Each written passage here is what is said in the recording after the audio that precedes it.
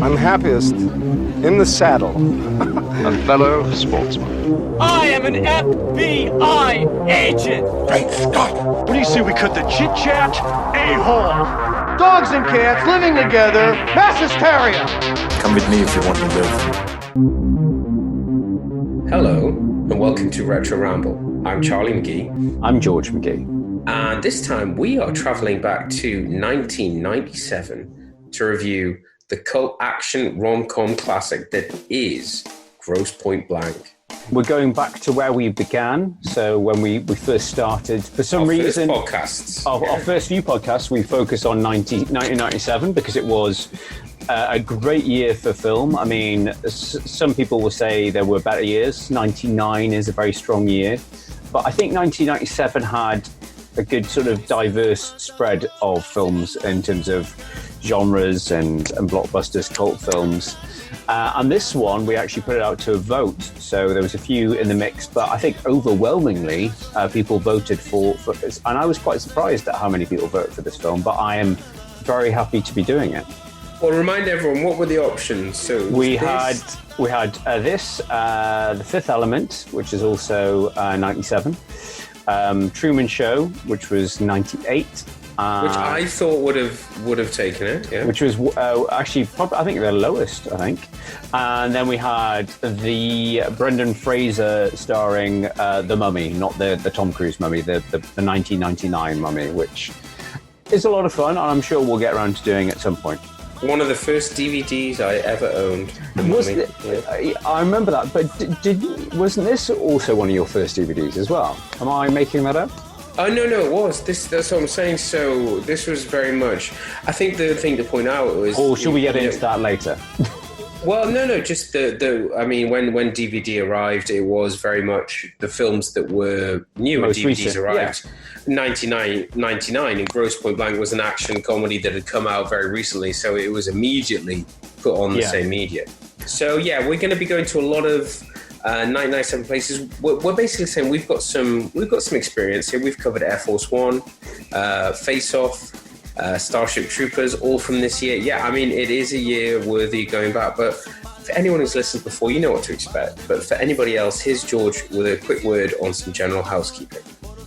Retro Ramble is a light-hearted look back at the films that Charlie and I, we are brothers. We look back at the films that we grew up with. So talk about the films in detail, so there will be spoilers from the very off. We have a bit of fun with it, you know, what stands up, why do we love these films, what may have aged, and, you know, what makes them tick. Along the way, there may be some bad impressions and maybe some light swearing, but yeah. It all comes from a place of love and respect. Yes, indeed. I think that's worth pointing out. If people think that we have uttermost respect, we understand that films take 200 people and maybe 2 years to make, so we do pay them the respect, but we're just having fun going back to them. I say for us it's like catching up with an old friend. So over to you, Charlie. Right, so strap in. It's 1997. We're going back. Is it a rom-com? Is it an action hitman film? We're about to find out. So we took a retro ramble on Grosse Point Blank. Here it is. Enjoy the show.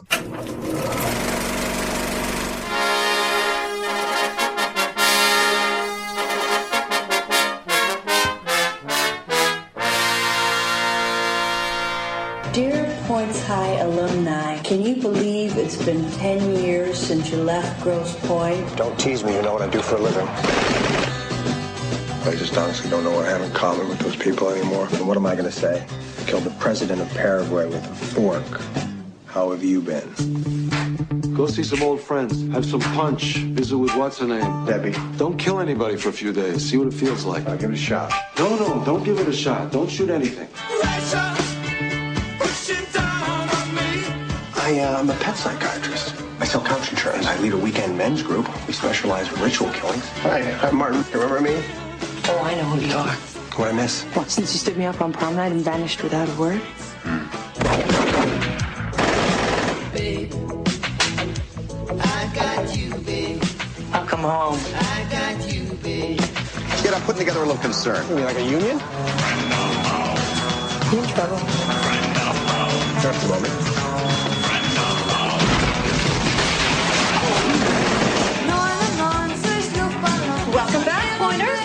and changed a bit. Don't say that.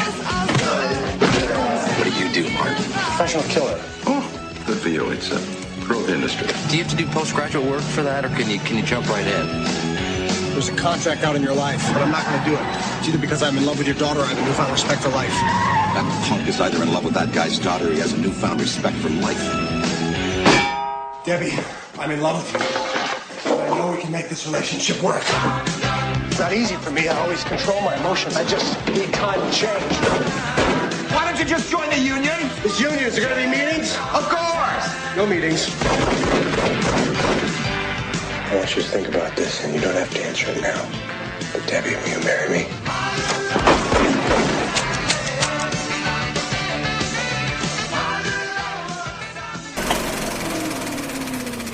Do lots of 80s sound music. Meow, meow, meow. John Cusack making himself look cool because he produced this mofo. Make me look good. Make me look sexy. I want everything in dark clothing. So, George, Grosse Point Blank, 1997. I didn't recognize any of the producers, but the director was he a one-hit wonder? Or would it be cool calling that? Well, George Armitage, I didn't recognize his name either, to be honest. So doing a bit of research, apparently he was a Roger Corman protege, and he'd done written and directed a few blaxploitation films. So he's Quentin Tarantino is a big fan of his. He'd also done a well-received 1990 crime film called Miami Blues, starring Alec Baldwin, that I've never heard of. So yeah, I think he was a fairly niche director, but he does a solid job on this. But this really, in terms of the production story, starts with an aspiring screenwriter called Tom Yankovic. I think he grew up in Michigan and was living in LA, trying to make a career as being a scriptwriter. Was struggling. He had a part-time job in a supermarket. He was working, I think, as a substitute teacher at the same time.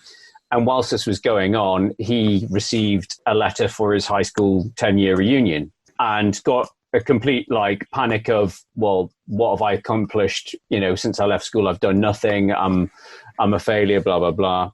And I'm doing nothing apart from working on this shitty hitman type story. Well, that was it. It's like, I haven't achieved anything. And what he did, according to his brother, was that he channeled that fear, that paranoia into a film script, and was like, well, hang on, could this be something? And obviously making it too autobiographical about, a struggling scriptwriter was going to be boring, but he had always been a big fan of crime fiction.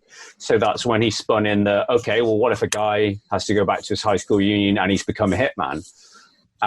So he spun into that. And a lot of the characters are named after his old classmates. Joan Cusack's character, Marcella, is named after his old boss at the supermarket. So he tried shopping around the script, but that mix of comedy and action or violence didn't really get picked up. A few people looked at it, but they weren't too keen on the violent sort of side of it until John Cusack came across it, and his production company called, fittingly, New Crime Productions, that he'd formed with two of his friends from Chicago, Steve Pink and D.V. DeVentis, and also Jeremy Piven, who's in this. They basically bought it, so their production company. So they have actually produced a lot of other John Cusack projects. So they have done High Fidelity, which I'm a big fan of. Big hit, big another cult film. Yeah, and Hot Tub Time Machine, amongst other sort of lesser known John Cusack films. But I think this was their first sort of big project that they did. So they took Yankovic's script, they retooled it to make it a bit more John Cusack-y, a bit more along his strengths, I suppose. So they all had a involvement, I say. So Steve Pink appears in the film. He's Terry, the home security guard guy. Which we'll get on to. And Steve Pink would also go on to, as well as a writer and producer, he would also go on to direct Hot Tub Time Machine. But Jeremy Piven, so he's Martin Blank's best friend in this. He would go on to much bigger acclaim. He's probably best known for being Ari Gold in Entourage, the complete asshole Hollywood agent. An amazing performance. He's had many Emmys and other awards. Yeah, he's brilliant, and he's kind of fallen off the radar, if I'm right in thinking. He has, obviously he did well with Entourage. I think he made a ton out of that last film. A ton of David Schwimmer money, as you would say. I think he seriously scored the David Schwimmer. I think they all did, but I think he especially did because he was, and I think he's probably checked out, at least for a while. He does pop up. All of the roles that he kind of takes in films, like, is it Old School where he's the dean? He's the dean in that, yeah. Yeah, and it's like he's so good at being a douche, It's like, but in this, I think he comes off really well. He's got some of the great. I mean, we have to drop it in the 10 years, man. 10 years. No, but it's the whole. He's getting high, and it's like it's like they put on like their adult clothing, but they're just like teenagers driving around a car going. 10 years, man. 10 years. 10 years. 10 years! 10 years! I freaked out. I joined the army. I worked for the government. I went into business with myself. I'm a professional killer. That's what I did. Okay, well, can I join up? Yes! And they're all talking about what's going on with your parents. It's like, it's not, are you married? Have you got kids? What's going on in your life? It's like, they're all like, she's living with her dad. And he asks him, how are your parents? It's like, oh, my parents got divorced. But if you think about it now, you wouldn't ask that sort of question. No, but it's the but I think it's something. It shows that they were close when they were younger. Yeah, and they were in real life. So both Cusack and Jeremy Piven were at high school together, so that's why they have that natural rapport. And I think it shows that bond, because you only ask that of your good mates. You do ask after their parents and stuff like that. I mean, it's not... You're interested. Yeah. Go back to what you remember. So speaking of family, so obviously it's a family affair, this film, because you've got, as well as, his good friends, John Cusack brought his siblings into it. So you've got Joan Cusack, who does an amazing performance. I love it. She's in it very little, but what you get is high quality. Yeah, as Marcella, she's brilliant. And I didn't realise, and I think it was one of our friend Marcus Bird. Marcus Bird, one of our long-time listeners, pointed out that his other sister, Anne, is in this. And I think she's the drunk woman in that across him in the bar. Yeah, it's that, yeah. And I think his brother as well, Bill, turned up at some point, but I'm not sure who or what I'm assuming maybe it's somebody at the high school dance. So that's pretty much it. It's basically the brainchild mainly of, it started with Tom Yankovitz and was then, I say, evolved into this thing from John Cusack and his company. They brought on George Armitage. Apparently he had a little bit of input into the script as well. And he's been on record. It's well written. I do like the writing in this. I think the only thing that kind of makes it stand out is that, I don't know if you've noticed, there's very little dialogue during the action until the end. Yeah, where it's like mono, but whereas the rest of the writing is very tight for a romantic comedy. It would be a good romantic comedy without the violence. If, in all honesty, the writing is better than it's smarter than I remember. I remember it being a clever film, and probably clever. We'll get into it when we talk about first memories in a second. But the dialogue definitely stands the test of time. It's so slick. It's maybe even a little bit too cerebral for a lot of action fans. I think it's a very, I'd say it's more of a satire than a rom-com in some ways. I think in many ways, and I think we kind of knew that when we saw that the first time. I mean, I'm happy to dive in and talk about first memories now. Unless have you got any more production nuggets? The only main thing I was going to say was, so essentially George Armitage has said on record that basically they shot 3 movies simultaneously. They shot one that stuck to the script, one that was slightly improvised, and then one that was completely over the top. And apparently it was the completely over the top one that got used, which seems, I don't know how much of it I believe, because some of the dialogue seems so on point that you couldn't have just done that in improvisation. apparently that means that there's lots of deleted scenes, whereas I just bought a new copy on Blu-ray and it's completely vanilla. It comes with a theatrical trailer and that's it, which I thought was really disappointing. Wow. So in this I was day going and to age. say, is there a way of seeing those deleted scenes? Because it would be interesting to see anything. Though. Not a sausage, bugger all. Okay. So I was a bit annoyed about that. I had no idea what they could allude to. No, and it's a shame in this day and age that you think about, there's all this, this footage is probably sat somewhere. They haven't, in most cases they do hold on to it. This film has become, quite a cult classic that even just a 10-minute film of John Cusack being talked about, or even some like press kit stuff, it just really frustrates me that it's not even that. Even who else would be still trying to make a career out of this film? Maybe Jeremy Piven, for example. Why he wouldn't say, that was a crazy film to make, for example. You don't. Well, no, but I say if you think about the amount of content that exists, that they would have had to do promoting the film first time round. So yeah, it's a little bit annoying that there's not much else to work on. But that's the one final point I was going to say, which is a bit tragic, that, it's Tom Yankowicz's script and everything, and he did steady work as a script doctor afterwards. He didn't really do much, any major scripts. But in January 2013, he attended a Q&A for a college screening of Grosse Point Blank. And it was during Q&A he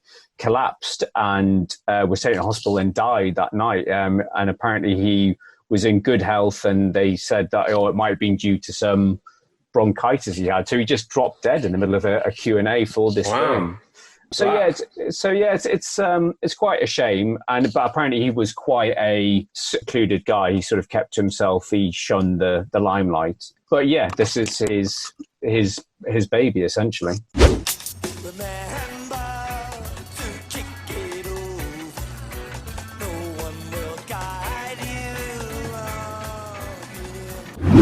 One question I would have is who was this marketed towards? Because obviously in this podcast we talk about, I think we started with 1997. One, it had been 30 years and a lot of them were celebrating their anniversaries. And also, I think for you and I, it was a very important time because we'd grown up having films fed to us, whether it was through the TV or Dad's video collection. And then we started going to the cinema. There was a time when we were going to see young adult films. And this was very much the time where we were starting to appreciate adult films. So all of those films from 97. And yeah, this was one of them. And we hadn't necessarily seen something like it. And I think you and I would have said, this is actually quite refreshing. Is it a rom-com? Is it an action flick? It's mixing so many things that we like together at the same time. And yeah, looking back on it now, the writing is very good. The comedy is good. The action is good, passable, enjoyable. And yeah, and there's a lot of traits this film has which carried on until today, that is still quite, I would say, what's the word I'm looking for? Tropes that movies still use today. I think they established a few new ones. Well, you could argue to some extent that sort of neurotic, ever-going dialogue is very Robert Downey Jr., Tony Stark.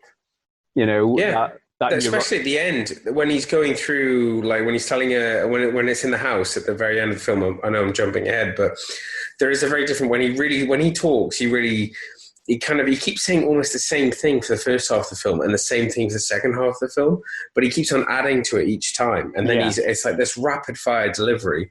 And I think what we all like about High Fidelity is hearing him talk about music and everything else that's going on with a great cast in that. It's his delivery. It's quite captivating. Cusack's very good in those two films. I'm a big fan of High Fidelity, and he captures that.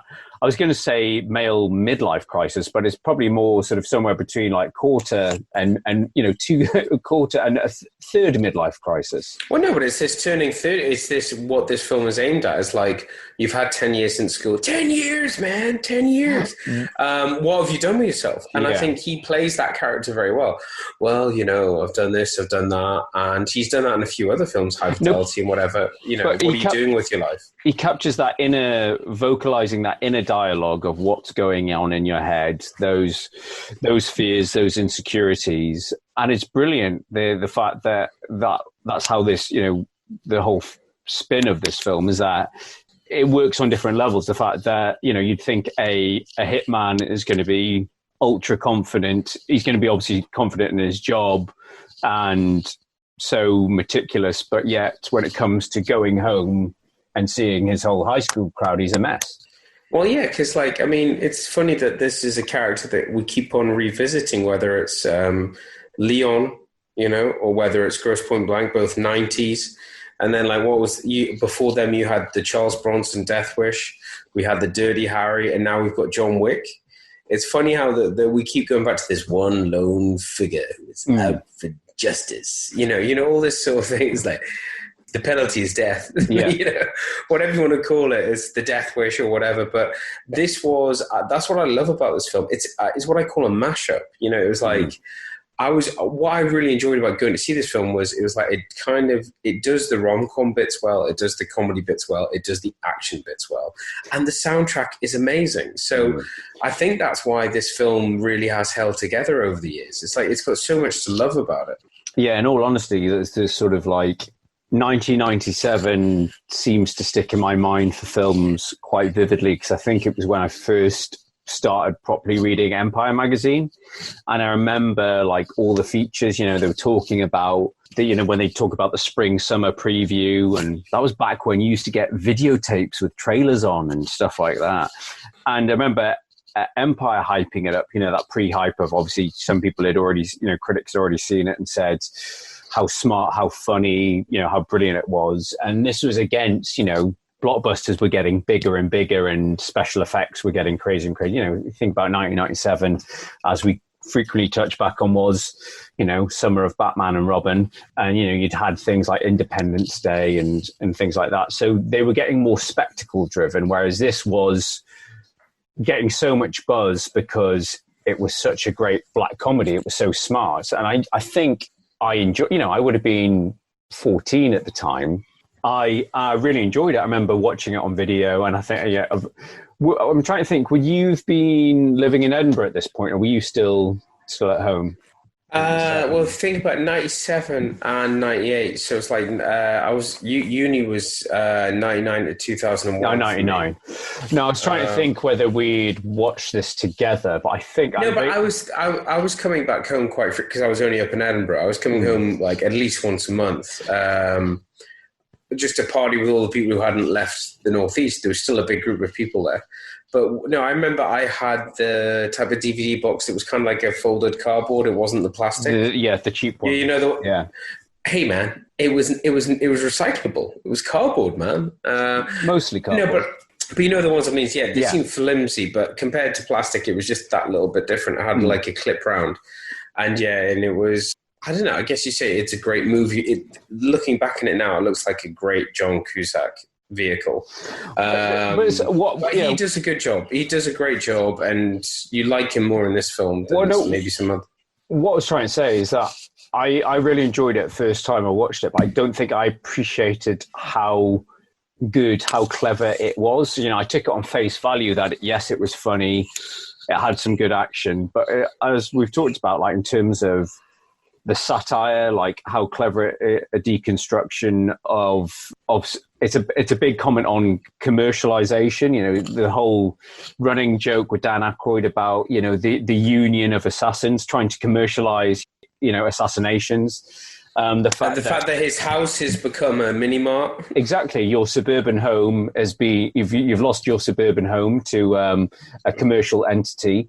But you brokered the deal? Motherfucker. I love that bit. But they don't dwell on that very long. It's a great joke. It's said in passing. They get the guy's like, thank you for profiting from my childhood. They just move on. He's like, I tried to get a family in there. Yeah.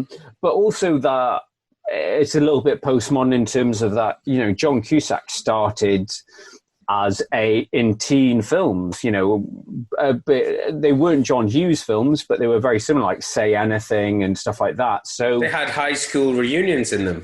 Oh no, he was a high school kid, so it was very meta. It's a bit in the same vein of The Rock being, it's Sean Connery's basically playing James Bond, but by another name. Yeah. It's like that. It's him. It's John Cusack's character from Say Anything. What if he left school, graduated, and became a hitman and came back? So but I didn't really get that at the time. And okay, I've seen Say Anything since. I don't think I've seen much of his other early work, but obviously you and I have watched a lot of other 80s films, those high school movies. And as you say, the soundtrack is amazing in this, and I didn't realize until there's so much music. It's not just that it's good; it's the fact that we're kind of spoiled. I was amazed to discover, like in the credits, that the soundtrack is composed or arranged by Joe Strummer, who was the lead guy. That name sounds familiar. He was basically the lead guy from The Clash. And looking into it, I don't think this was the only film proper, like official. I think he did a few like short films and films related to The Clash, but this is his only like Hollywood film that I think because Cusacks, as we've established with High Fidelity, he is a massive music fan in real life. So he's obviously got him on board.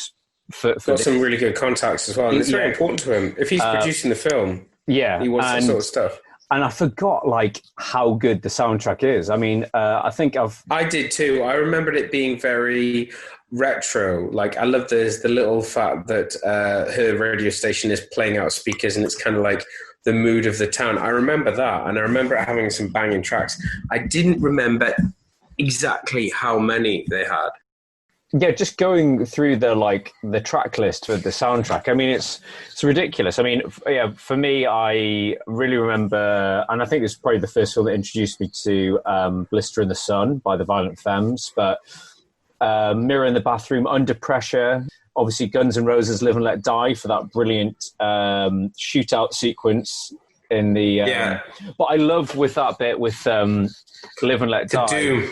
No, but before you get it starts off with Live and Let Die, but as soon as he steps into the convenience store, it goes to becomes the Ace of Spades. No, it cuts into Live and Let Die transitions into store music, like Pan Pipes Light, like their cover of Live and Let Die. And whilst he's interrogating the guy, saying, how long have you lived here? Or how long have you worked here? Blah, blah, blah. And then obviously the assassin turns up. That's when it turns into... he comes back, doesn't he? I think there's two scenes at the... well, it's his house. So he keeps going back to it because it's his house. It's where he'd chill out. I love that. It's a great joke on you don't like commercialism until it actually buys your house and turns it into a convenience store. That's when you probably have a problem with it.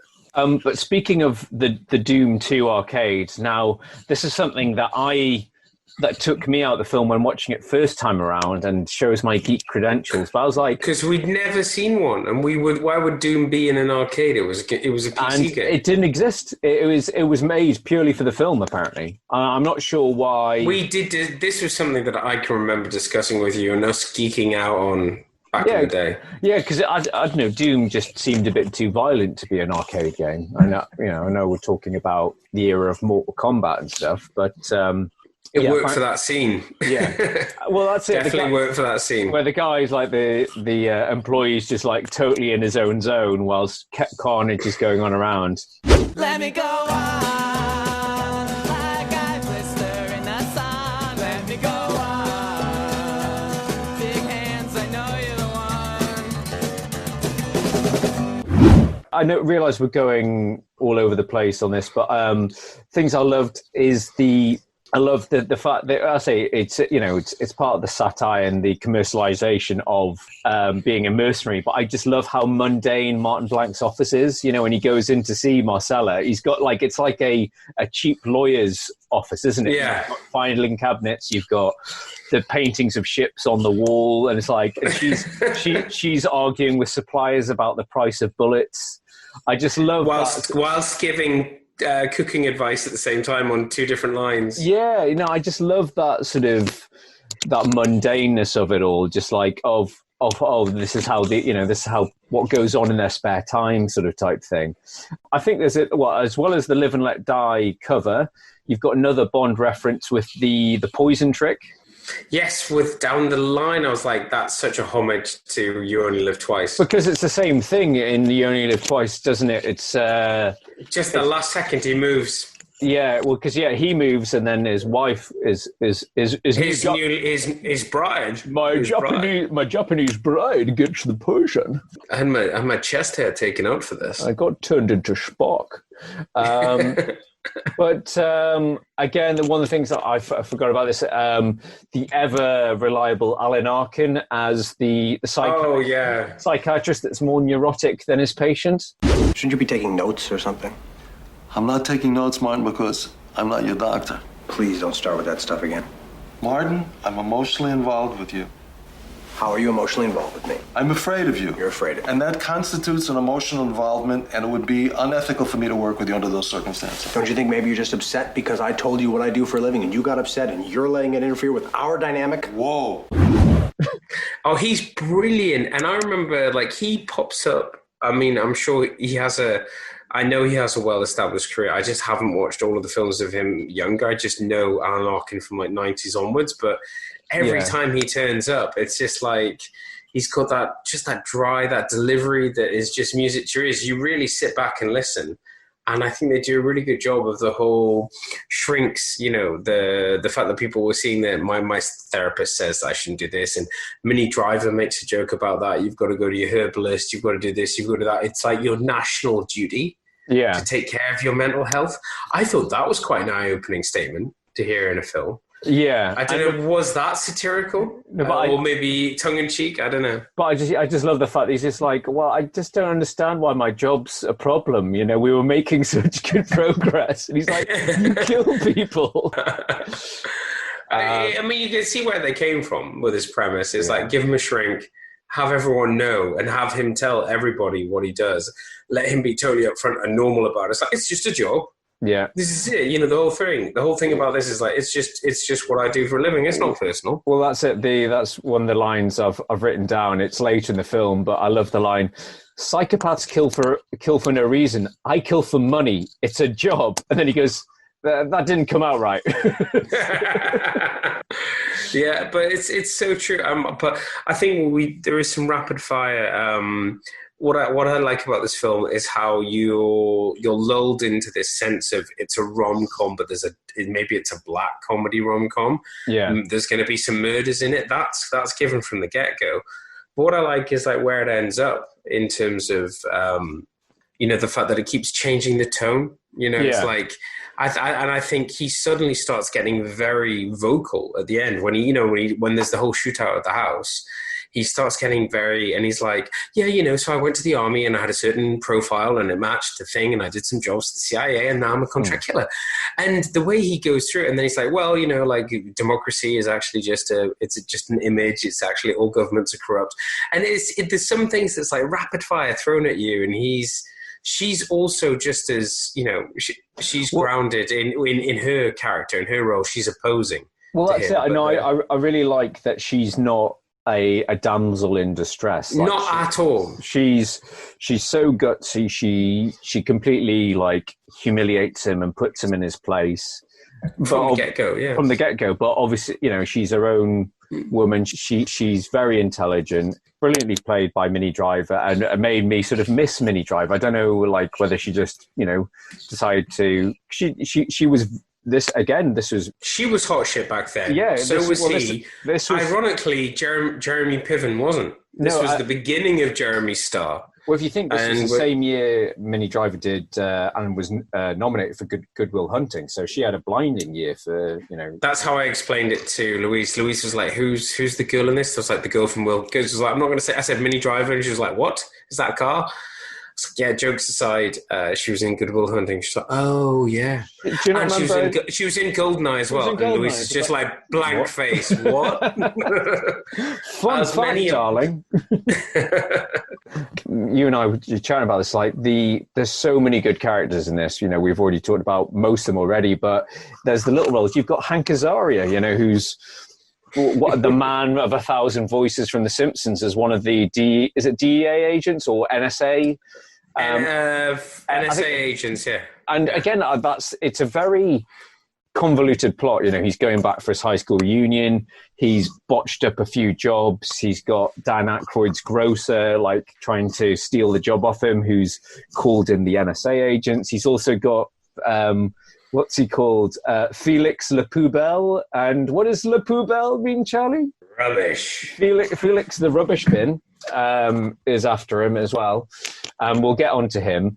But there's so many characters. I love, Terry, the security guard guy. And I love that whole scene where Jeremy Piven's trying to sell the house. And he turns up. Oh, no, but that's some of the best writing in this. It's like, no, I have the house between these hours. And it's like, yeah, but sometimes you don't know all the alarm codes. Yeah, like doing it. And this way he's just like, John Cusack's like sounding him out. So he's like, so if I look suspicious, heightened circumstances, and he's like, oh yeah, I could totally shoot you. and he's like, oh, whoa, how'd you get the job? And he's like, well, they were hiring, and it was a 2-week course, and it's just like, and I was just, it's so prescient. Like, you think about this was 23 years ago. Obviously, I'm a cop. Well, that's it. In this, this summer of the police and everything, but it's that corporate America thing of, is that your right as an American? And we've commercialized the security force so they can shoot on sight as well. So there's a lot going on. I like the fact that this was a theme that we'd see, and I feel like it began in the 90s. It probably didn't. But the idea that there had to be 3 opposing forces, I just feel like retro cinema, there was a lot of good versus evil. And after there was a different, it was another level. It's like, there has to be, if there's a hero, there has to be 2 people after him, And that's why you've got the Union, you've got the fact that he's got this botched job that's haunting him, you've got his own mission. And then there's maybe the government who have been pulled in. But yeah, Hank Azaria, who'd also had a good year, because if I remember rightly, Heat was 97 as well. Was Heat 97? It was around the same time. Yeah, it was, because, I'm probably going to be correct if this. Heat was probably 95, actually, when I think about it. I think it's 95, but it feels later because it looks so damn good. Yeah, 95. No, I'm just saying Hank Azaria was hot. He was hot at the moment. John Cusack was, let's talk about the star for a minute. He had this, he had Con Air, he had High Fidelity, and he's not done a lot. He did The Raven back in 20... Well, I was going to say, I was going to leave that... What's he done? What have you done for us lately, John? He's done lots of what we would call straight-to-video director, streaming director, DVD, whatever. He's appeared... I can't remember who said it, but I think it was someone referred to him. He's done a bit of a Nick Cage, and he seems to appearing on a lot of DVD covers or film posters, looking a bit embarrassed, wearing a cap and glasses on a lot of them. Right. And I don't know if it's like he's got a huge tax bill, he's been screwed over by... Yeah, but George, are these good films? No, not at all. Like his career's had a bit of a nosedive. Like it's a real shame. I think, for me personally, I think this is a career high for him. I think he's done some brilliant work. Yeah. Huge body of work. To say anything. I think when you start that young, I think to bow out as he has, it seems, entering his 40s is no bad thing. If the guy's been working since he was a teenager, which he clearly has. Yeah. You're like, give the guy a break. No, it's just, no, I feel... we would like to see more of him. I'd like to see him as a bad guy. Well, no, that's it. I feel like he's one of the people that deserves to be in better films. It's a bit like, it's the same as Nick Cage. That, Nick Cage is his own beast, but John Cusack, as I say, he's done some brilliant stuff. He's a very witty guy. This, I think, it's a tough one for me, but I think this is probably a career high for him. I think the material is perfectly for him. This also working with the likes of Jeremy Piven and the security guy they were producing the film together. That sounds like a pretty cushy setup. But this and High Fidelity, for me, I love High Fidelity. I think it's an amazing Americanization of a British book as well, which, is a rarity. I just remember discovering that when I was a student and just thinking, this is me, or hoping that I could see some of myself in any of the film's characters, but it's a great film.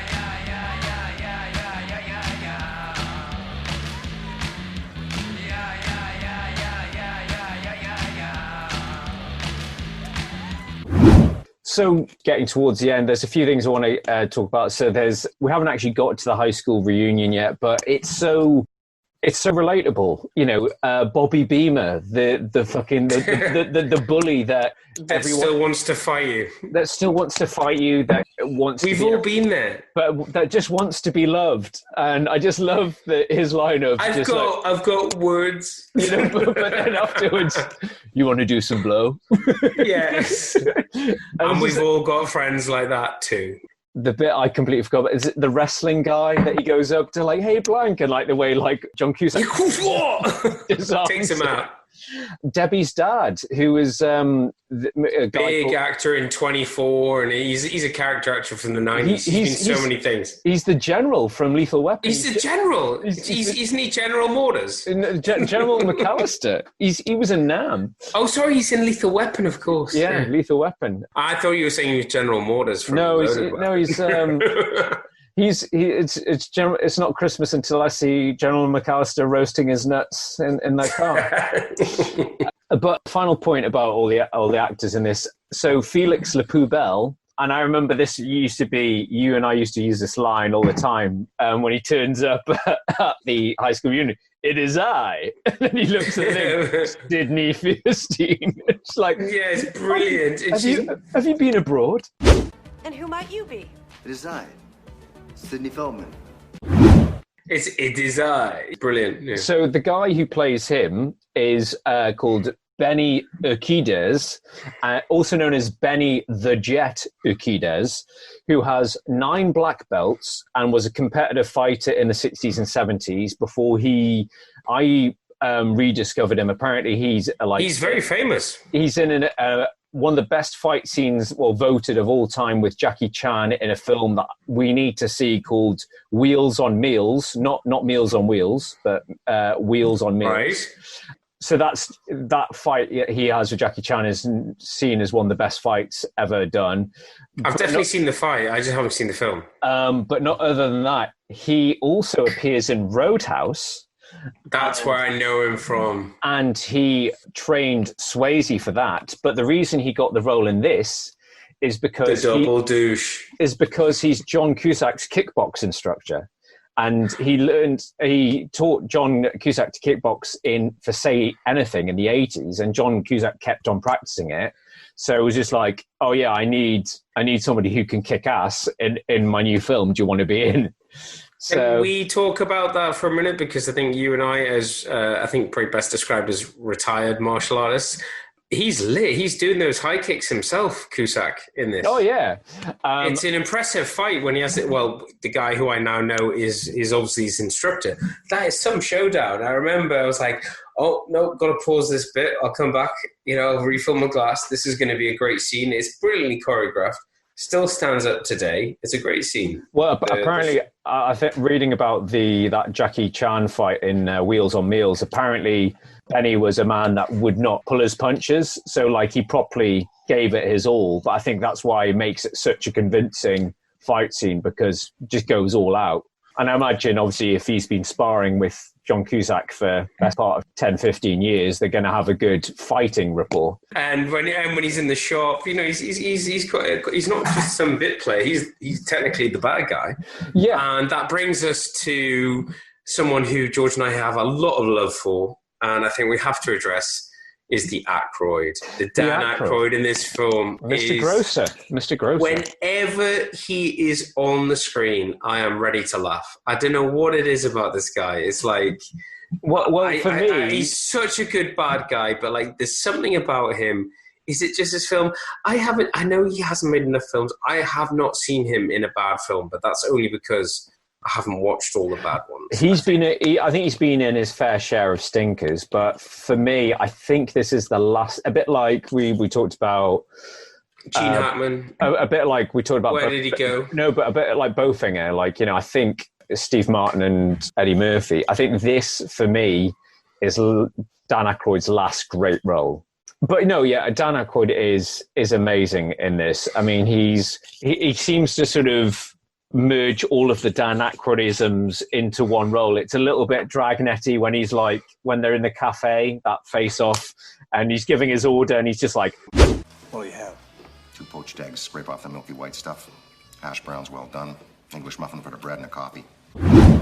That's when it's like reminding you of his good side. It's like, I agree with that. I was like, oh, there's some Dragnet. Oh, there's some Trading Places. Oh, there's some Spies Like Us. Where's that line? I love the line that it's again he's shouting at him in the cafe. He's like I'm going to put a bullet hole in your fucking forehead and then I'm going to fuck the brain hole.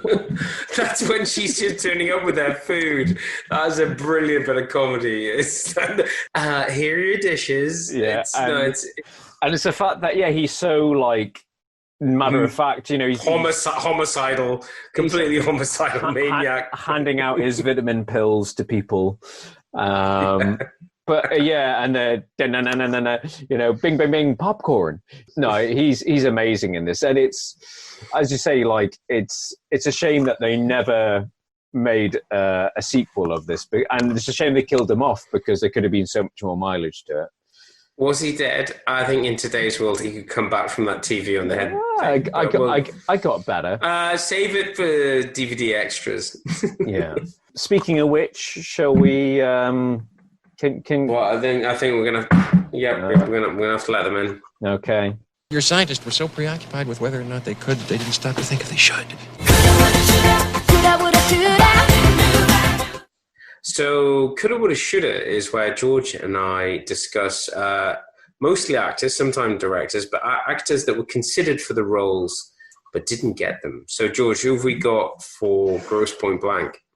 Pretty short one, but when Tom Yankovic was shopping around the script for this, it piqued the interest of one Kiefer Sutherland, and he was really keen to do it, but just couldn't convince, I suppose, the studios or whatever to part with the money, due to, as I said earlier about that, they were uneasy with that mix of violence and comedy, so he had to pass on it, and then it fell into the hands of John Cusack. So I could definitely see him doing it. I could definitely see him doing John Cusack, and I could see John Cusack do most of Kiefer's work as well. I can see Kiefer Sutherland doing it, just a bit more huskier. I went to the army. Oh no, the phone's ringing. So yes, a very, very short Coulda Woulda Shoulda. But yeah, you were saying in terms of special features. This is DVD additional features. Yeah, in terms of our DVD extras or DVD additional features, where's my money? Where's the sequel? I think we got an amazing response from this. Yeah, I was interested when we did the vote, and we are going to be doing that maybe not every month, but every once in a while when we're a bit uncertain or we're not sure what's going on in the world and what's a good thing to cover. Oh, I'm sorry, did you want to say something? Oh, no, I was just going to say, you and I, it's funny, lockdown is prompted us, as many of other people have had to... Well, movie schedules are changing. Yeah, they are changing. So this wasn't on our schedule, but I think we're both really glad we've done it. Yeah, I mean, I'd prefer to do it now, and I think, as we will talk about later in the episode, we do try and keep things current. There are certain films that we want to cover, and there were certain films we were planning to cover this year, and because certain films have been pushed back, we have adapted. There's also the fact that there's certain films George and I want to cover when we're together, because we can touch each other. Yeah, just so we can have... Just so I can squeeze your hand. No, it's cupping. It's called cupping. It's not sexual. Yeah, I mean, it's just being in the same room within arm's length, obviously. But, it's the fact that we're covering a different range of films. But no, I was happy to go back to this. And it's just one of those films that it still stands up today, but for reasons that are different. Well, I think the reason we didn't get a sequel, I mean, it is obviously, it does give you that closure, but I think whilst it was critically really well received, I think a bit of an independent film, Well, we've said all the other films are out there. Yeah. I mean, this is a good film.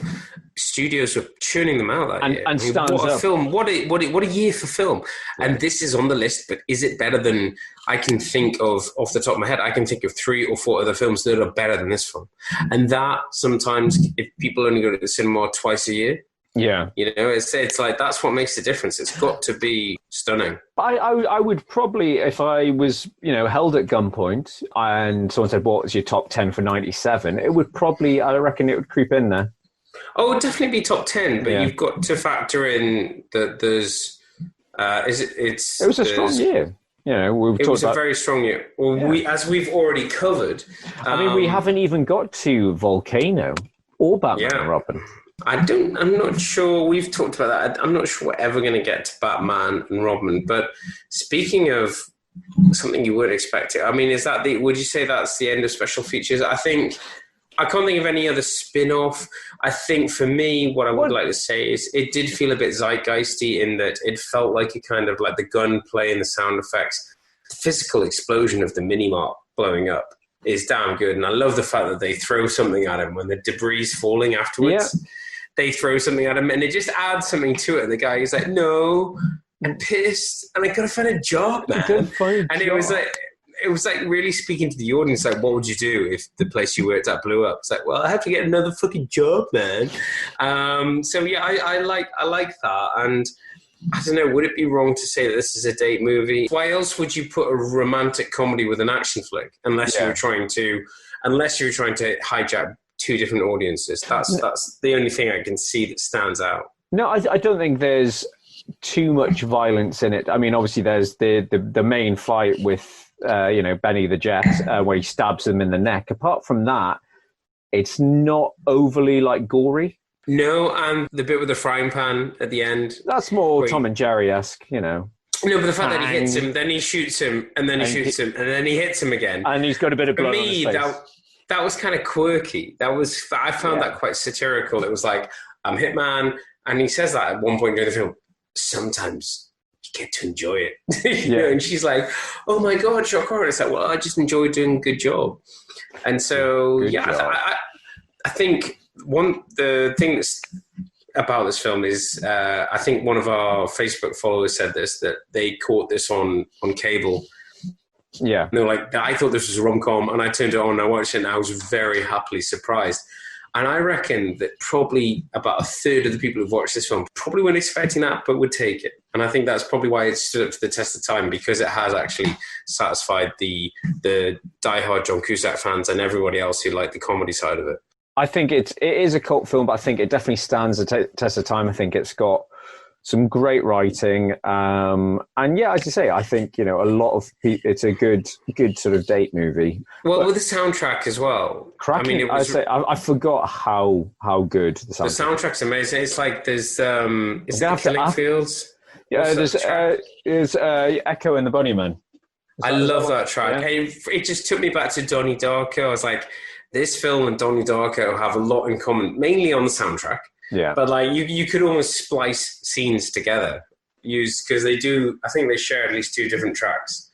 But yeah, you get sucked back in. You're back in the 80s. It's high school, even if you're 30. Enjoy it. Well, that's the only thing I want to say is that even though they're supposed to be 20, 30. No, well, not even that. I think if you think it's 10 years after high school, so 27, 28, they clearly aren't. It's like, no, they're all approaching 40. They're clearly closer to 40. So that was the only thing. So it's like, I never went. I'm pretty sure you didn't. I never went to a high school reunion. It was just like 10 years felt too soon. But it's so relatable. It's that awkward thing of repeatedly telling, it's like when you're in the pub at Christmas. What did you do? And it gets really I've inherited Dad's business. I did this and I failed. I lost lots of money. Oh, I'm divorced. I did this business and it failed. I'm launching a new business. Take a pen. It's so what you go through. I live with my mom now. But it's true. It's we all go through it. We've all been there. So I think that's it. It's sort of like John Cusack. We do miss you. You were a hopefully maybe Tarantino can rediscover him or put him in something. But it seems like he's doing a bit. He's trapped in the sort of same bracket as Bruce Willis and Nick Cage of just churning out. I don't know if it's paying the tax bill. He's had a dodgy accountant and he's having to make up for it. But I don't know. I think we talked about this in Con Air. There's so many. It's a Nicolas Cage film, and John Malkovich is in it, and there's not a lot, and there's a few other people, but I think he has it's a much smaller role for him, and I think if you look back at Con Air, it's like he does a great job in that. But he's on the front cover. That's what I mean. It's like he was still a very big actor, and in this he's everything, and in Con Air he's very little. And if you look at this film, as we haven't really talked about, but Joan Cusack is amazing. I love her. She's fantastic. In all of her scenes, like everything she does, like when she's talking to him and she's being really professional, and she suggests the high school reunion, and then she's doing these like, obviously cutting technology. Are you online? Yes, I'm online. Yeah. They're looking at files together, and she's switching between lines, and she's giving home ingredients one moment and validating or querying ammunition orders the next. I think she's amazing, and I think one of my favorite scenes in this film, I laughed out loud, is when she's dancing around the office with the petrol can. It's like, we've all wanted to do that. If you've got a job and you're in an office... Well, it's the Office Space thing, isn't it? She's trashing the PC, pouring petrol. She's hitting a PC with a hammer. It's brilliant. And she's smoking as well. I love that. Just like, don't fucking care. Pouring everything with petrol, smoking. But no, she's a real gem in this. And yeah, I know that Joan Cusack has had a career of her own, and we've enjoyed her in other films. And John and Joan have been in other films together. I just can't remember what they are. I don't know if it's in The Grifters together, maybe, or she might be in Say Anything, maybe. I've definitely seen another film but George, we've got so many films in our memories, we can't be expected to remember every small detail. That is true. Right, well, I think we got coming up?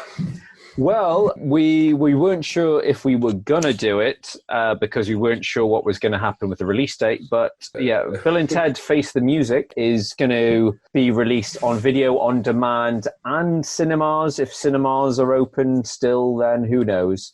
According to Disney, who cares about cinemas? They're releasing Mulan on streaming. Streaming's the way forward. But yeah, so we're going to do Bill and Ted, both of them. Why not? Let's do both of them. I think we should, because we're not going to go back and do them. It's a bit like Turtles. We're going to go back. But for different reasons. I would actually happily I'd happily do an episode on each of them, but I think they're very different films. And I think it'd be actually good to do a comparison and get excited about what we're going to get or not get in the next one. So the next episode will be Bill and Ted's Excellent Adventure and Bogus Journey, and then after that, who knows? Maybe put up to another vote. Well, yeah, I like to give people the choice, especially in today's world. It's nice to make people believe that there is democracy. Well, we get a lot of requests, and we have our own ever-growing list. So it's a and occasionally they relate to the podcast. So exactly. Okay, well, I've been Charlie McGee. It is I, George McGee. And we will see you next time. Thank you for listening. Thank you. And leave us a review on iTunes if you enjoy what you hear. Yeah, shut up. They've already turned off. Do you think they're still listening? Just fade. What's this Audible thing? Download Audible. What is it? I don't know. We're going to be on it soon. Just get it. We're on Acast. We're on Spotify. Amazon are buying shit everywhere. They bought Audible. We're going to be on Amazon and Audible. We'll be on them soon. We're on YouTube. We're on Facebook. Go find us. Do you OGs remember iTunes? What's that? Oh, I hate to say. Well, they've got...